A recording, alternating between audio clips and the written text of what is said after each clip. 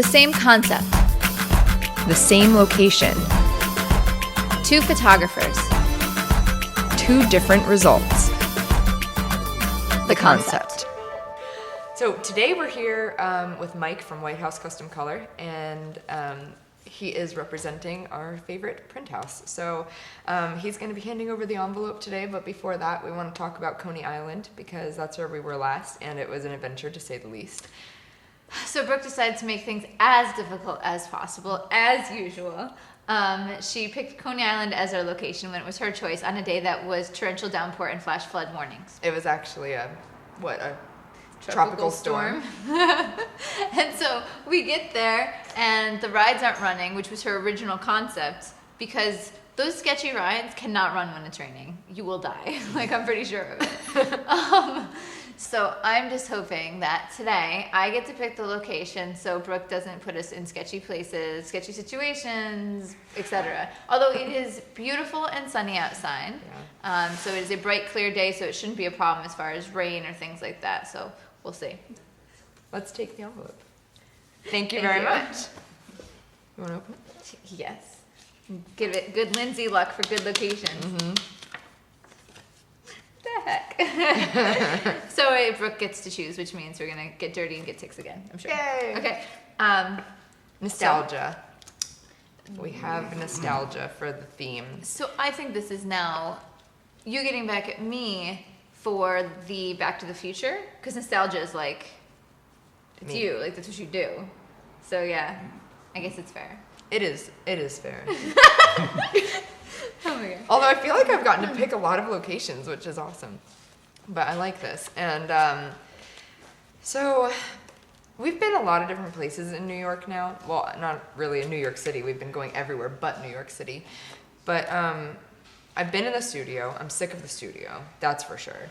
I think that we should go to New Jersey and find a field or something. So I think we should do that because I grew up in Pennsylvania, so Jersey is like right next door, and yeah, and so I know the kind of landscape I'm gonna find there, whereas in and around New York, I don't know what I'm gonna find if I drive in any direction. So it's, Jersey's not far. We're gonna go through the tunnel, I guess. Yes, that's out correct. the other side. Good one. Thank yes, you. that was correct. And find a field. That's all I know. Okay. I'm sure I can work with that. Well, Brooke, we're going to New Jersey. Mm-hmm. What do you got in mind? So after thinking about it a little bit, the concept of nostalgia is one that I do play with a lot, very indirectly and not very literally. So it's something that I would naturally do, but not something that I've directly done before. So I decided to actually take this in a more literal way, in a sense, and use clocks. So I've always avoided clocks in my pictures because I don't like to use anything that's an obvious symbol. But in this case, I want to do it in a way that's very unique. So I'm going to have a pile of clocks, and I'm going to have various characters today raking the clocks up. And so it's going to be sort of a field scene. I am inspired very much by my hometown of Lancaster, Pennsylvania, and Amish people and that sort of farm lifestyle. So it's going to have that sort of country vibe of somebody just sort of laboriously raking up the clocks. And I'll have at least 2 different characters. Mike, would you model for me? Well, it sounds like it. Awesome. Because I say a couple different characters, but that's one of them, in my opinion. So I'm going to try to do a few different images today instead of just one single one like I have been doing. I'm going to do a self-portrait, I'm going to shoot my beautiful model, and I'm going to shoot beautiful Mike. And so that's currently the game plan. And I'm excited because hopefully we can find a spot where you can sort of see over the horizon so I can get nice storm clouds and a really dynamic scene happening. That way I can get some really beautiful light shining on the clocks and, make it really dynamic. So that's my plan. So Lindsay, what are you thinking about this trip to New Jersey? To be honest, my mind is still a little bit of a blank canvas on this, because nostalgia and field, like my mind honestly goes to something like Pride and Prejudice, and she's like in the field and Mr. Darcy and they kiss and it's all romantic and stuff like that. But I don't really do that much soft. I don't think I'm gonna do soft. I still want to do something a little darker. I think I might go Victorian for sure for nostalgia because I like Victorian, but not costumey. For me, if it's costumey, then it's not relevant for my job. It still needs to be like current clothing and fashions that look Victorian. And there's actually lots of designers that do stuff like that. Modern Victorian? Yeah, I mean, there's people that will, bustle the dresses or get the style of the dresses inspired by Victorian. They're still modern, but they're heavily influenced by a particular era. So that's what I'm thinking. So I'm going to dress or an overcoat. And I'm feeling creepy. Like, I feel like I want to do something a little bit creepy, I mean, I got Brooke around me all the time. Like, she's rubbing off on me. I'm just going creepy all the way. I'm thinking, like, Victorian, I don't know whether it's kind of nun or whether it's, like, something like that. Maybe something playing off of religion. I don't have a set idea yet. I'm going to see how the clothes come across. But if I can do something like Victorian and religion in style, I almost picture, like, a woman standing, like clutching the cross in the middle of a field, like very creepy. And if I can get like long exposures with the hay or whatever it is moving, if we find something like that. So that's the direction I'm thinking. So I'm going to contact, the first thing is wardrobe. And there's actually this model that for me, she kind of looks like, she looks kind of old fashioned in her face. Like, so how some people you meet and like, Brooke, for example, like they look like they're from a different time period. So I've got a good model in mind. Let's see what the wardrobe and the hair and makeup. We just have to make it match that time period. So that's not really the issue. So I'm thinking that dark, Victorian, somewhat religious inspired, and then like just a lot of isolation, desolation, alone in a field. So something to that effect. Do you ever think about whenever you're considering your image, constructing that in your head, what it would be like on acrylic or metal, or do you ever go that far to say, oh, I know that this would be awesome on like an acrylic or? Well, and so there's a couple of things. So before I go to the print part of it, I also think a lot about for publication. If it's a horizontal in a publication, I can't put the person's face in the center because the crease will be down the center. And then I know if I want it to be the lead page, I want to put like blank area for type in the top left or the top right. So I'll think like that. And then I also know for some things that if I'm going for more of an old-fashioned feel, I'll think of the tones or things that would look good on canvas, for example. But as far as I've never shot thinking like this will go well on acrylic, usually I shoot it and go, oh my God, that'd be great on acrylic, and then get that printed out. So I actually have a few prints that I just moved into the studio. I actually have a few prints back there that are bright colors on a couple different papers that I can show you guys they're going to be up here on the wall, something like that. But yeah, anything that I'm trying to think old-fashioned, I already know that I'd probably try to put it on like a canvas. And I think maybe for this particular image or this particular idea I have, I would go for something on canvas. And I actually shot something a couple of weeks ago that would look great on like kind of a gallery wrapped print or something like that. Oh yeah, sure. They have everything. All display, yeah, quite a range of stuff. Do y'all have anything like what's the newest thing that y'all have out? You see new things pop up all the time. And that's crazy. Yeah, the clear metal is probably the newest thing. The clear metal? Yeah, it's a clear metal. Instead of having the white backing, it's got the aluminum backing, so it puts a really metallic look to it on metal. Oh, gotcha. Yeah. Gotcha. Yeah. A lot of people are starting to print on wood. I have a wood print in my house. Wood's coming. We're working on that. We not on bamboo. That's really expensive, right? The real bamboo is we have a bamboo standout, which is a foam board that's got a bamboo edge on it, but that's not the real bamboo. But we have a bamboo paper now in press area. It's pretty cool. I've seen that. Yeah. It's beautiful. It's Yeah. really interesting. It feels beautiful. It feels expensive, basically.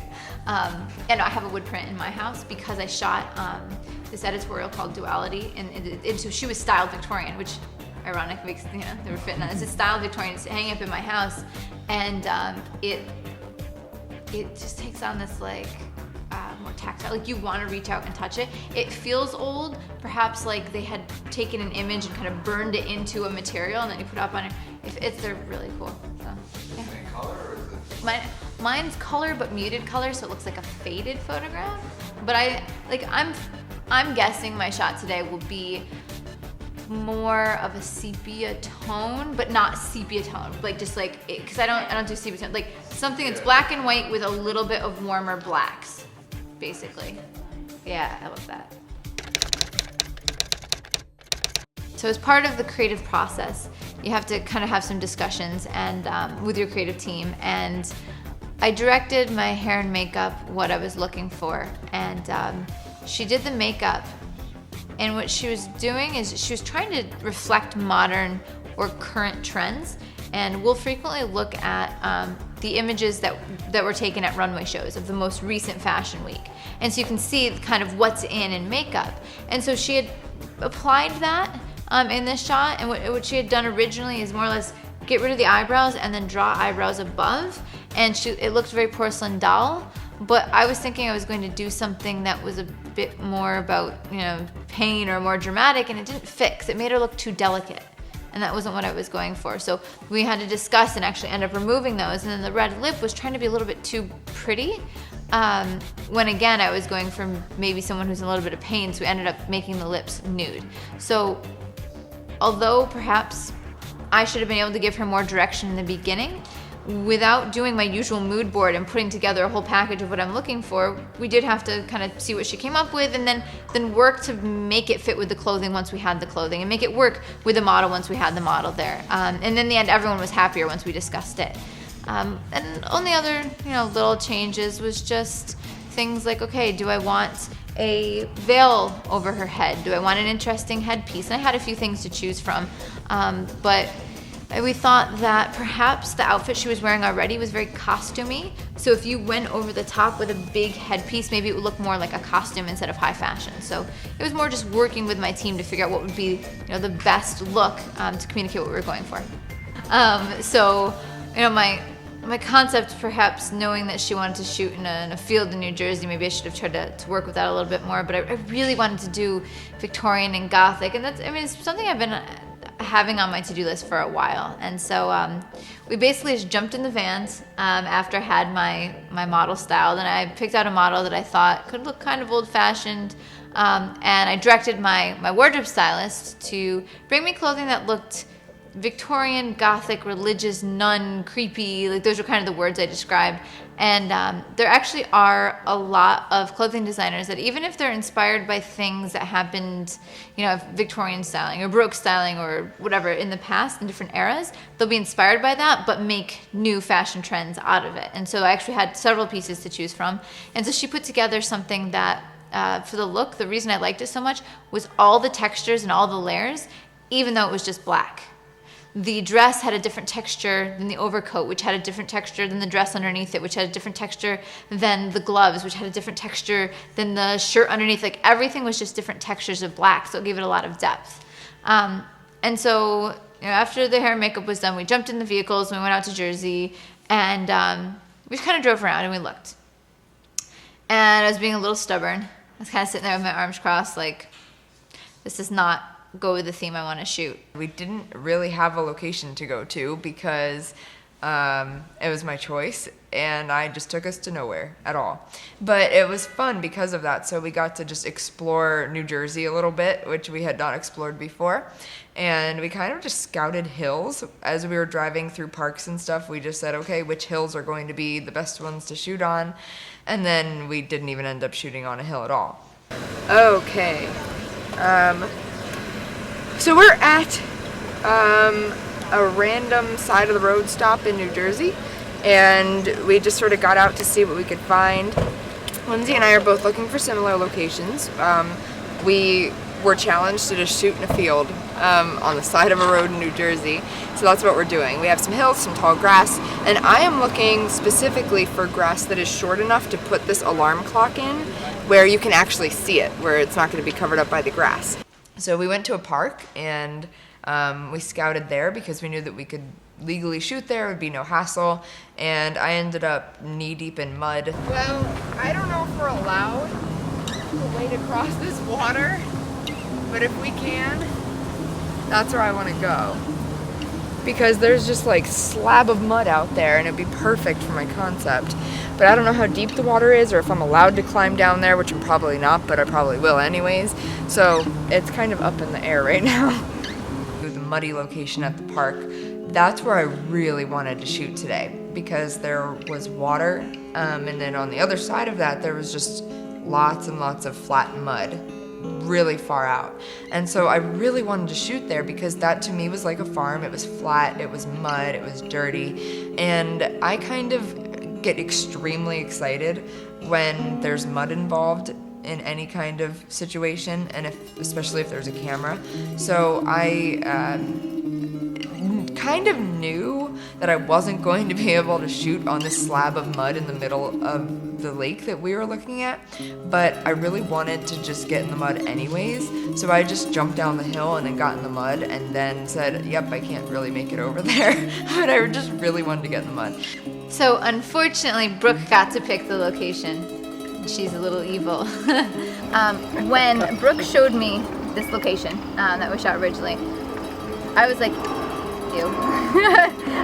It did not remind me of Victorian nostalgic styling whatsoever, and it was not working for what I wanted. So what I ended up thinking about for nostalgia was not nostalgia what we usually think of as like, let's think in the past about happy times and things like that, but more of a nostalgia craving something in the past or dreading what is current, like not liking what's current. So I went for nostalgia by having kind of Victorian / Gothic styling. Decided to do more or less creepy Gothic nun and whatnot. But the whole time I was trying to express like pain or fear or loss of innocence because you're nostalgic for what existed before that. Now that's kind of what I was thinking there. So a lot of times she was in pain. Maybe she's thinking about desire for innocence, or she's trying to keep the outside world outside of her instead of as part of her own reality. So that's how I was working in nostalgia. I'm being nostalgic for a reality that doesn't exist, and then also of course the styling.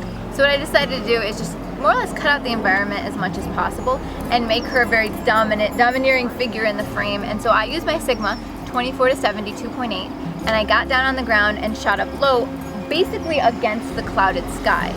And so by doing that, when I convert to black and white in post, if I drag the blues and cyans to the left when you're converting to black and white, it'll make them go really dark, almost black. So I can have all that dark black textured detail in her clothing and then have the white clouds and also the contrast against a darker sky. So I shot on the ground. I was shooting some of my shots at 24, most of them probably around 35, something like that. And I was using the cross to give me graphic shapes. And so that's what I was looking for. Graphic shapes and emotion in her face and a lot of pain. I got to watch Lindsay for a little while today, and I have come to assume that she will always find a way to pull her style through no matter what the situation is. Today we had nothing to shoot with pretty much as far as location goes. So she shot the model against the sky and it was graphic, and she was showing me images that she took in black and white, and they already looked beautiful without being edited at all.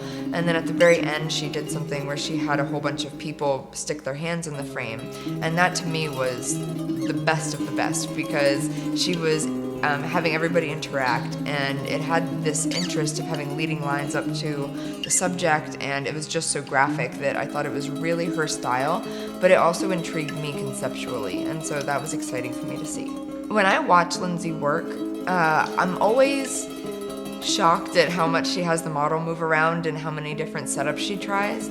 And it's always something that I never consider doing.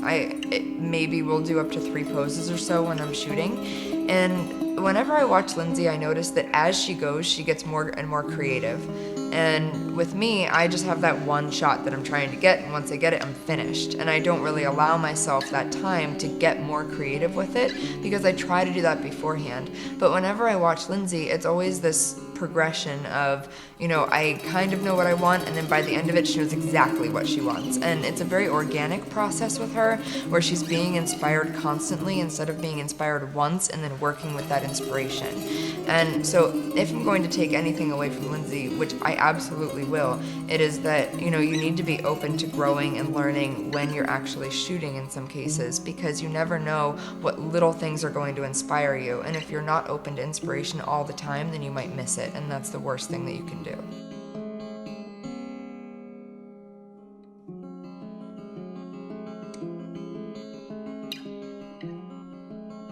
I knew that I wanted to use time in some way, but the theme being nostalgia. So I bought an alarm clock that I got earlier in the day. And it was a very old vintage alarm clock. And it was expensive for a single prop for me. I usually don't spend any more than $10, and this was $60. But is it possible to rent? We generally do rentals of bigger items now. These are handball and old ball drives, and they're fixed. Oh, that's cool. It's perfect.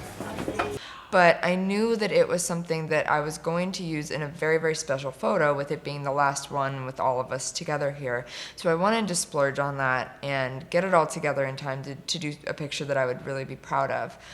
And then Nina, one of the producers here at Framed, she made a dress for me out of some material that I dug out of the garbage can a few days ago, and the dress ended up being really beautiful. So it was all a really nice scene that came together, and I was pretty happy with it. It's amazing. Look at it. Nina, good job.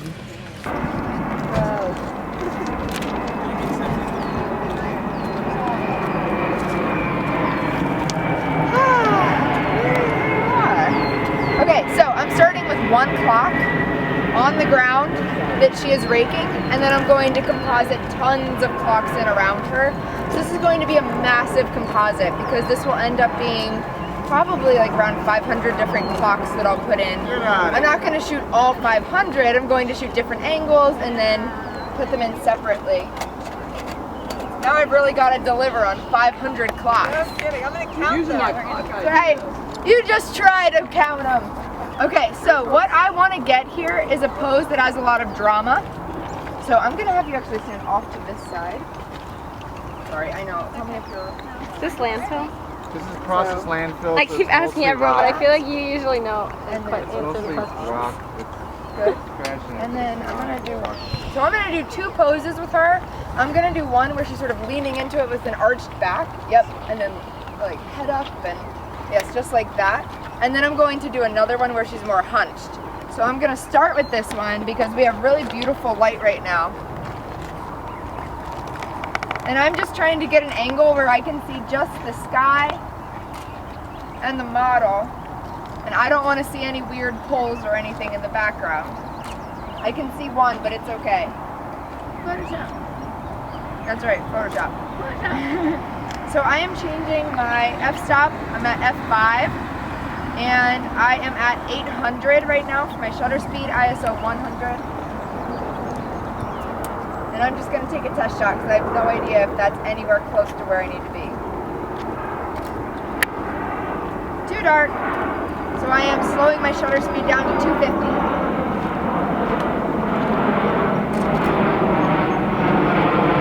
Still slightly dark, so I'm just going to brighten to 1/60th. And that will be good. Yep, that looks perfect.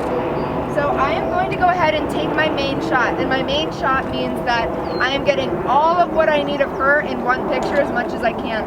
So Becky, can I have you go over there and touch her dress from the other side there? And I'll just have you, yep, just hold it like that. Perfect. Down a little bit more. Just with the dress. Down. There you go. That looks great. And you look perfect, Monica. I love that. And if you could just point your back toe like outward a little bit more. Yep, just like that. And then chin down. There you go. Good. Okay, so I really like that pose, and now I'm just gonna get a little hair flip. So would you mind flipping her hair for me? You can let the dress go. I'm ready. Okay. One more? Okay. Alright, this time instead of dropping it, just put your hand under and flip it up.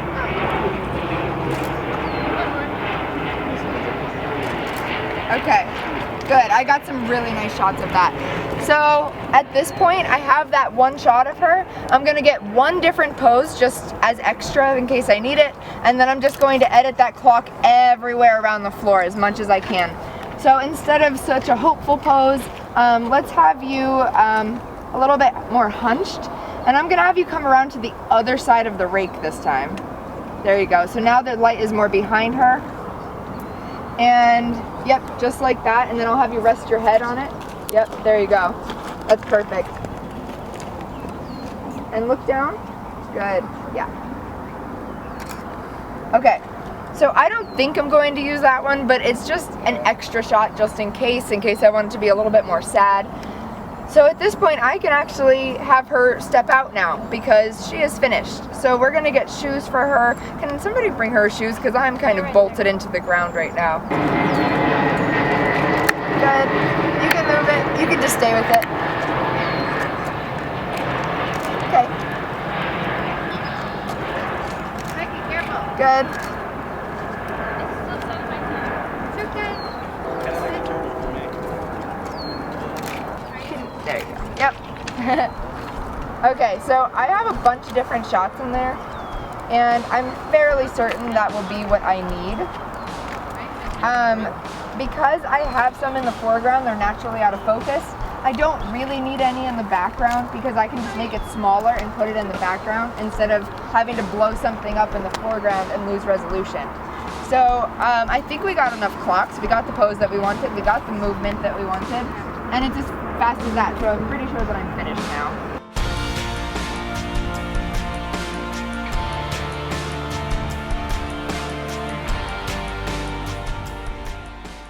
One of the things that I've definitely learned from Brooke and that I'm really, really going to try to start doing is a little bit more storytelling. I tend in my fashion images, I tend to stay away from storytelling, at least more than I should, because I think clean, bold, and graphic, and I don't think storytelling. But then I look at my every time I've done wedding work or portrait work or anything like that, and I do tell stories, and so I guess I felt like it belonged in one realm of my style and not the other. And so that's why, in my last shoot, I'm thinking, okay, well, what can I do to tell a story? What can I do to make it more engaging? Because when there is a story, people interact with the image on a different level than purely visual pleasure. Just looking at, enjoying the colors and the graphics, which is what I usually focus on, but they sometimes will interact with it more on an intellectual level. And that's not usually where I think my images lie, in the way that people appreciate them. So I want to work on that a little bit. And I already pushed myself to do that in the last shoot. But another thing is, I definitely would like in my storyboarding and my mood boards as I lay out a shoot, to tell a story, maybe in like a sentence, 2 sentences, what's happening, what's going to be happening in this shoot. And so I can express that in the images, because I think actually it might help me in an editorial, because you say, okay, in this scene the girl is feeling what? Now here she's achieved this. So I can actually generate more ideas based on the pieces that I need to tell a story. So I'm hoping that some of my editorials will be able to incorporate more storytelling. I tend to be more free-flowing. I have the visuals that I want, the color palette and the clothing and the overall visuals, but not necessarily the story to carry you through. So I'm going to start trying to implement that. And I've learned that from Brooke. She tells a full story with one image. She doesn't need 10 images to tell the story. Well, I get 10 images because I shoot editorials, so I'd like to start doing a little bit more storytelling after watching her work. This week has been one of the most incredible weeks of my life, hands down. I don't know how anything will ever compare to it, because I've got to spend time with some of the most amazing people, with my friend Lindsay, who I've loved for years, and the assistant producers, who I honestly love like family, and I feel like we're going to know each other forever, and I think that we're going to continue to change each other's lives a lot. This week is a good example of how when you're incredibly exhausted, you don't notice as much when you do what you love. Mm-hmm.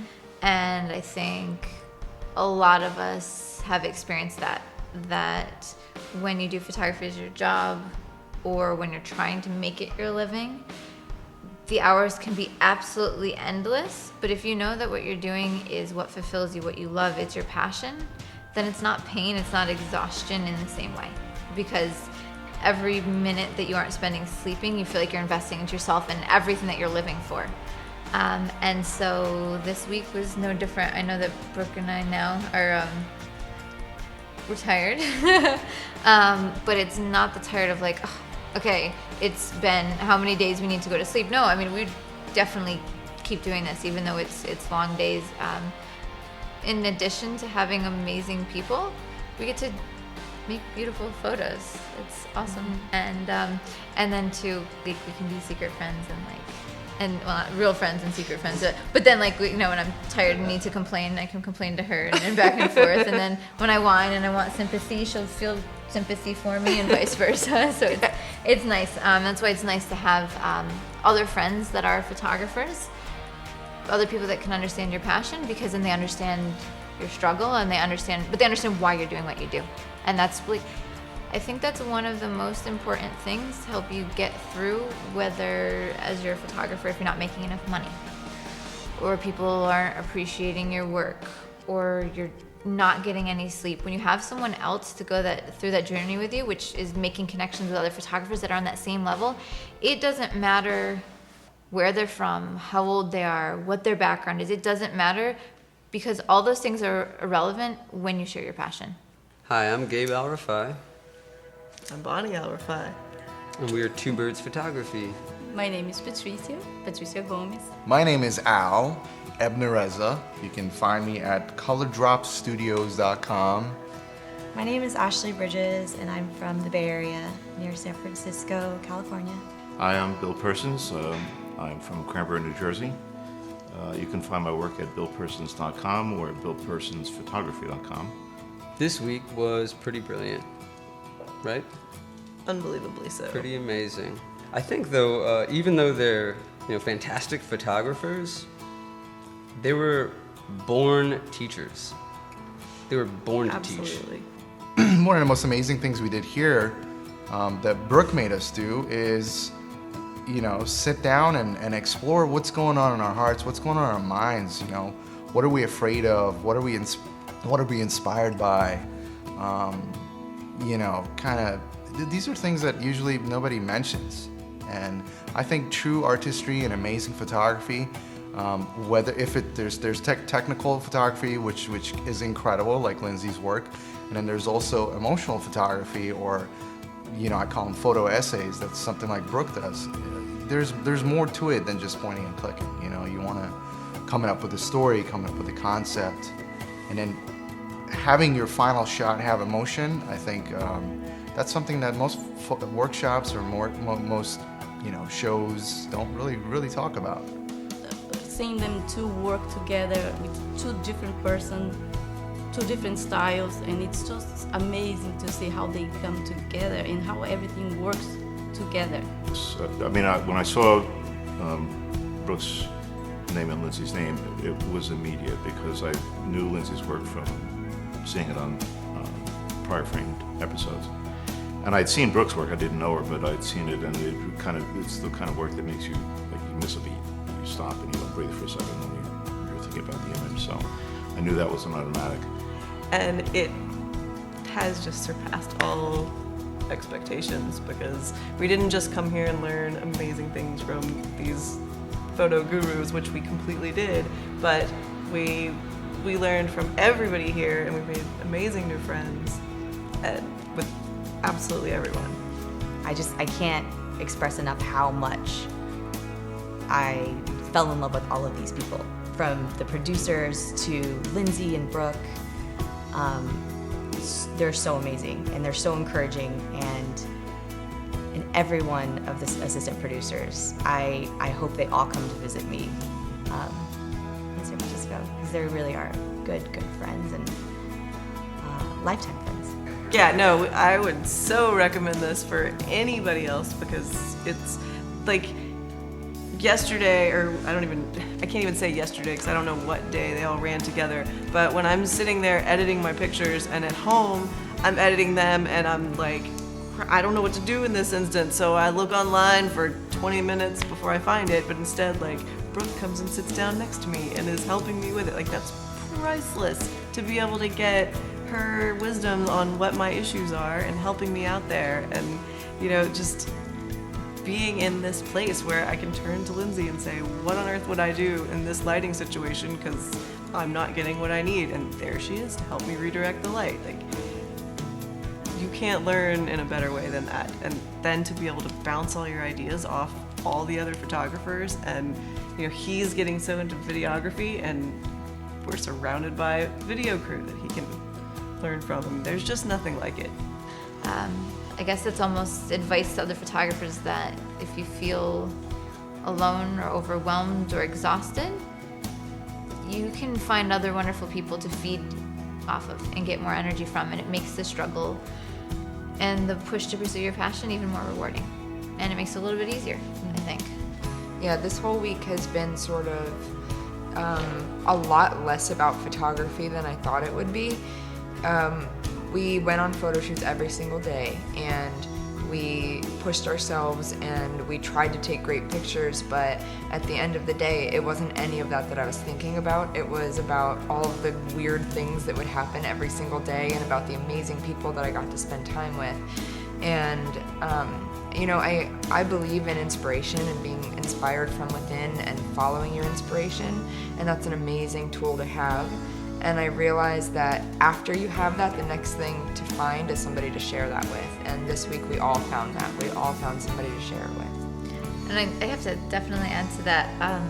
At the final, today, at the end, don't get me wrong, I still wanted a photo so I could beat you. Mm-hmm. Although I might concede this one to you. Okay, maybe this one. But yeah, this one I wasn't like, okay, all right, I need to do, it's all about the photo, I have to do something epic. I was just like, oh, I'm gonna try something that pushes me. Like, that was what today was about, was pushing me. And then really at the end I didn't care, I just wanted to hang out and spell framed on top of a mountain with friends. Like, that was the highlight. So it's interesting because photography will always be the most important, or one of the most important things in my life. But then at the end of today I was like, oh, I just want to hang out with cool people. So it's nice, especially when I find out that sometimes I'm a bit of a loser because I don't want to do anything but work and do photography. So it's nice when I'm like, oh, I actually want to hang out with people and be friendly. Sometimes it doesn't happen. I know you do the same thing sometimes. Yes. Okay, so at the end of the week, we went out to a diner, and at the diner, the weirdest assistant producer, Gabe, said that we were going to write a story. So in this story, we each started with one sentence, and we just continued the story person by person, going around the table, writing it down. And we have not heard this aloud yet, so I'm going to go ahead and read it. I'll try to read it. It's like, that's hard to read. I don't write. I type, so good luck. Lindsay didn't even know what she wrote, so I'm just putting that out there. So, like, okay. Good luck. Good luck. Okay. It says, once upon a time, there was a frame full of fabulous folks. They came together to compose beauty and mystery, 1/100th of a second at a time. But as their journey progressed, they began to realize that there was far more significance to their coming together. With great power comes great responsibility. They all came to understand that they could connect based on their passions, regardless of time, age, or past. Like a clean composite created with care, the pieces present patterns, telling a story of uneven lines warped together like a layer mask. I like that. Nerds. Projecting our visions and journeys to the world, echoing forever through space and time. As one journey ends, another just began, united by our passions. The friendships in our hearts will remain forever. We share one last awesome shoot in New Jersey on some landfill before we drive back into the city, where we all met at Lindsay's studio. One last meal to end our journey, and a time to share memories, trials and triumphs, and to laugh together. In all of our future dreams, our new friends' voices will echo words of encouragement. Tomorrow we take to the air, ready to soar. Yet, never able to forget the connections made, the experiences had, and the realization that we're all the same. The same crazy inside. All pictures aside, we've all co-authored this chapter in time. And of ninja dinosaurs. So it was too sentimental. We had to end on it. Okay. And I just love that we did this because we're all going to keep this forever. And it's just sort of the really ridiculous, crazy, sentimental, loving, and sometimes idiotic story of what this past week was for us. And I think that Lindsay and I both hope that it was for you as well. And I would definitely end on the note that I wouldn't say for any one of us this week was easy, but then when it's successful and it feels so rewarding, it makes it even better. You know, the things that are most rewarding in life aren't easy, and just like Brooke, she's hard to deal with, but I still love her. No, I'm just kidding. I love her to death. Love you, Brooke. I'm so glad I got to spend the week with you. Me too. And if you wait really long to see me again, we're not friends anymore. Agreed. I'm just kidding. I love you, Brooke. Okay, so Brooke and Lindsay signing off. I was gonna be like, peace. Oh, and now it's time to sing rap. Bottom, now we're here. Oh yeah. Boom, boom, boom,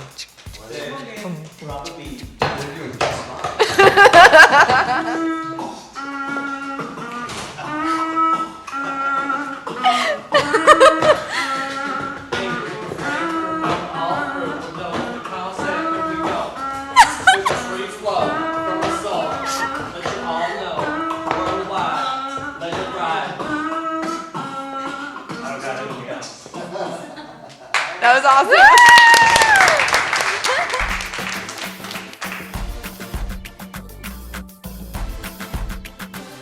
Hi everyone, Brooke Shaden here. We can't fit everything into our episodes, so head over to the Pro Download section and you can check out tutorials and extra content that's available for download.